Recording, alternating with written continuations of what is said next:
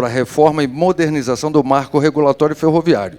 Uma análise de impacto regulatório, autora Marcela Fraga Nunes e coautores Larissa Silva Gomes e Fernando Barbelli Feitosa, da parceria entre a NTT e UNB. É isso? Ok, por favor. Aqui o passador. Microfone. Aquele é dele. Bom, bom dia a todos.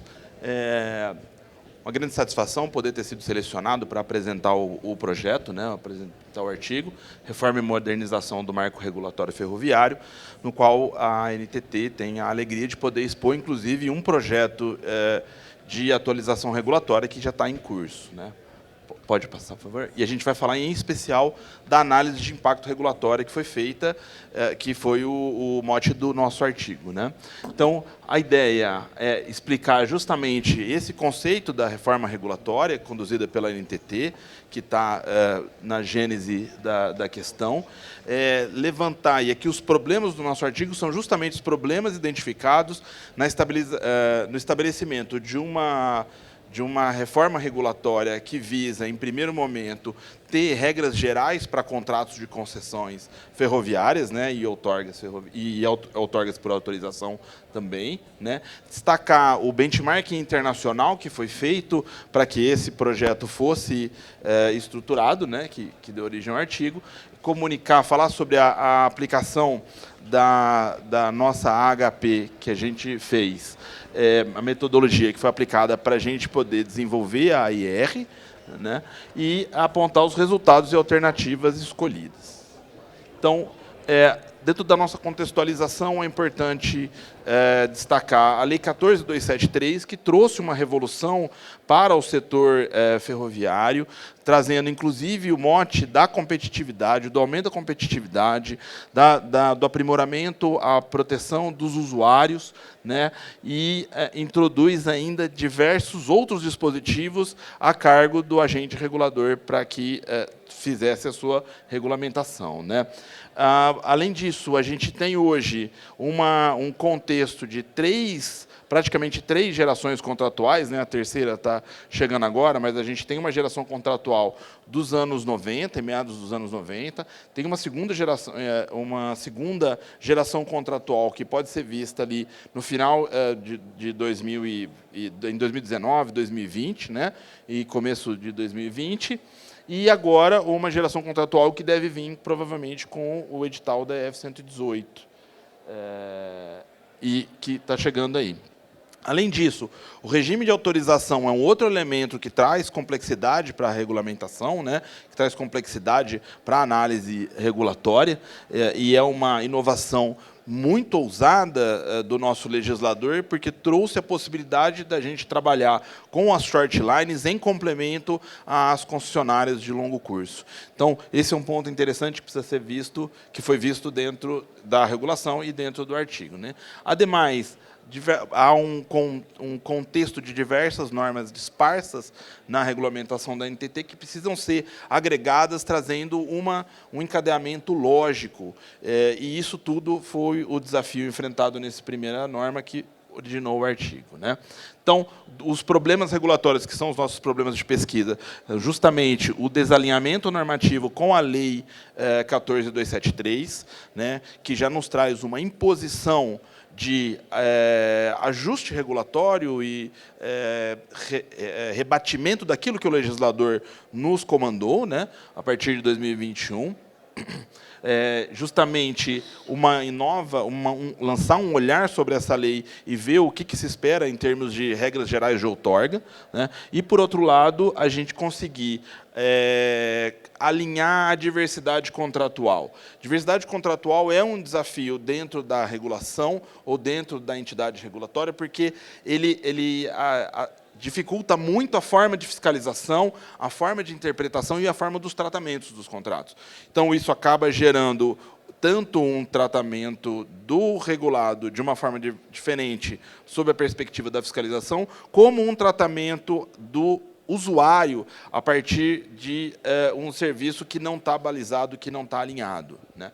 Então, esses foram problemas importantes que a gente colocou. Os objetivos gerais, então, estão em consolidar um novo marco regulatório, né? E específicos, redução de fardo regulatório, padronização de normas e contratos, estimular a inovação e autorregulação. A autorregulação acabou de ser falada, é um ponto que a gente trata no artigo e é um ponto de que a agência quer se debruçar de maneira bastante efetiva, né? E é um problema para a gente entender exatamente a delimitação do técnico operacional. Acho que esse é um ponto interessante que a gente também menciona. Além disso, isonomia e segurança jurídica, né? Eu vou passar agora para Marcela para falar do benchmarking internacional e dos demais elementos de desenvolvimento do artigo. Obrigado. Bom dia. Para a gente conseguir ter esse estudo, a gente primeiro foi olhar para fora, né, ver as inspirações para a gente conseguir trazer para essa reforma que a gente está promovendo. Primeiramente, aqui, nacionalmente, a gente tem 2 grandes exemplos, que são a ANEEL, que fez recentemente uma reforma em relação aos normativos dos direitos dos usuários da energia elétrica, e também o Inmetro, que realizou uma reforma regulatória estruturada em 3 níveis, né, regras gerais, transversais e específicas, nesse caso, consolidando mais de 100 portarias que eles tinham dispersas. Então, foi uma grande inspiração para esse nosso modelo. Pode passar. Bom, quanto aos demais países, a gente tem uma grande inspiração também no Reino Unido, né, que teve uma privatização, depois uma recentralização, e que adota vários dispositivos de better regulation. Aqui tem um histórico, mais ou menos, de quais foram as mudanças, e, com isso, eles tiveram que passar por diversas reformas regulatórias, consequentemente, também. Então, foram uma inspiração. A gente tem nos Estados Unidos também uma grande inspiração na questão da outorga de short lines, né, que é a origem dessa ideia de autorizações que veio para o Brasil. E na Comissão da União Europeia também a gente buscou por alguns programas como o Projeto Refit, Fit for Future, que busca justamente essa simplicidade regulatória, com normas resilientes que se adaptem ao longo do tempo. E também tem uma iniciativa muito boa também da União Europeia, que é a questão one in, one out, que é a questão de, assim que você aprova uma regulamentação, outra sai do mercado, né, do fardo regulatório. E também a gente foi buscar a inspiração na Austrália também, que tem um foco em desenvolvimento regulatório e que tem uma malha relativamente parecida com a do Brasil. Essas foram as nossas principais inspirações para o projeto. Pode passar. Bom, como eu falei, né, das principais lições aprendidas desse benchmark que a gente fez foi em relação ao fato de que a consolidação normativa é essencial para que a gente tenha uma evolução regulatória. O foco em resultados e desempenhos, né, muito inspirado no sistema do Reino Unido. Agências fortes e independentes são a chave para essa modernização, e também uma regulação baseada em riscos. Pode passar. Bom, partindo para as alternativas, né, e para a nossa metodologia, como foi comentado anteriormente, a gente utilizou a análise Analytic Hierarchy Process. E aí, para isso, a gente selecionou 4 alternativas possíveis para solucionar os 2 problemas apresentados lá no início da apresentação. A alternativa 1, que é a manutenção do status quo, ela é imprescindível para a IR, que é analisar o impacto de se manter do jeito que está. Em segundo, veio os ajustes incrementais, que era como a gente já vinha fazendo, né? A gente já tinha regulamentado o chamamento público e as autorizações, pontualmente, sob demanda. A terceira solução seria uma consolidação mais abrangente das normas, uma revisão geral e uma redução assim, do custo regulatório. E a quarta seriam ações não normativas, né, ações não regulatórias, ações de fomento, eventos como esse, para gerar uma conscientização do setor, etc. Pode passar. Bom, depois do diagnóstico dos problemas, definição dos objetivos, formulação das alternativas, a gente passa para a análise dessas alternativas. Para isso, foram selecionados 5 critérios para a gente avaliar essas alternativas, que seriam alinhamento com a lei, facilidade de implementação, custo regulatório, né, o volume regulatório que geraria, tempo de implementação e aceitabilidade política e do setor. Como os critérios eles primeiro foram avaliados pela área técnica e, como a gente pode ver no esquema ao lado, o principal critério considerado pela área foi o alinhamento com a lei, seguido pelo custo regulatório. Pode passar. Bom, definidos os pesos para esses critérios, foi feita uma avaliação par a par de cada uma das alternativas em relação a cada critério. Pela área técnica também foram envolvidos mais de 3 técnicos avaliando cada alternativa. E aí a gente obteve como resultado, né, com 50% do peso, a análise 3, que seria a revisão e consolidação abrangente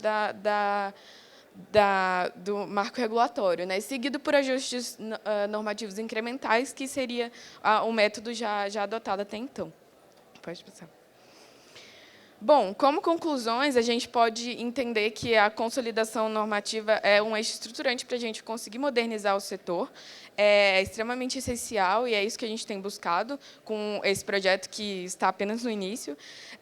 Uma implementação, como a gente comentou, a alternativa escolhida foi a consolidação normativa, porém, ela teve a pior nota em relação ao critério de tempo de implementação e facilidade de implementação, porque ela abrange muitos temas. Então, foi escolhido uma solução escalonada e temática, né, como muitos já sabem, dividida por temas, e a gente vai fazer essa revisão por partes, né, como já começou. Bom, a terceira lição é que a gestão de risco, né, e a regulação responsiva, que é um grande foco para a gente nessa reforma regulatória. E também a gente sabe que toda essa reforma gera vários desafios, como questões institucionais, custos de transição, necessidade de monitoramento, né? A IR é um dos pontos muito importantes para a boa regulação. Então, esses desafios são esperados e são considerados também no projeto. Acho que foi até mais rápido. Bom, essas são as referências bibliográficas. O restante está no artigo, e é isso. Obrigada. Obrigado, pessoal. A NTT